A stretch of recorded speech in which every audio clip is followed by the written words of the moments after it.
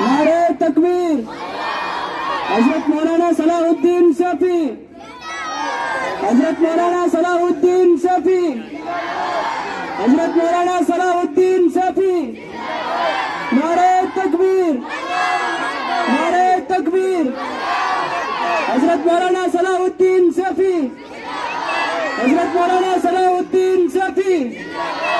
نعرہ تکبیر. نعرہ تکبیر. حضرت مولانا صلاح الدین شفیع. حضرت مولانا صلاح الدین شفیع. نعرہ تکبیر. نعرہ تکبیر. حضرت مولانا صلاح الدین شفیع. حضرت مولانا صلاح الدین شفیع. نعرہ تکبیر. نعرہ تکبیر. آپ کے سامنے پیش کر رہے تھے کہ ہم اردو سے اپنا رشتہ جوڑیں، اس لیے کہ اسلام کی تعلیمات کا بہت بڑا حصہ اردو سے وابستہ ہے،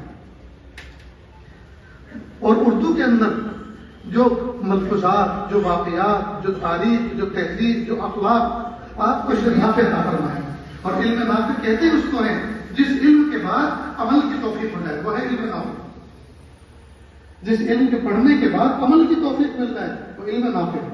ورنہ پھر معلومات ہیں، اور معلومات تو بہت سو کے پاس ہو سکتی ہے. اصل تو معلومات کو ہم معلومات کو معمولات میں تبدیل کریں.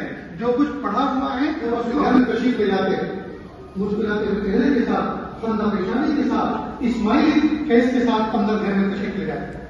حضرت ماخذیہ الکبریٰ رضی اللہ عنہ کے گھر میں ایک مرتبہ داخل ہوئے، یعنی جس گھر میں حضرت ماخذیہ الکبریٰ حضرت رہی تھی تو محبوب آسمان میں داخل ہوئے.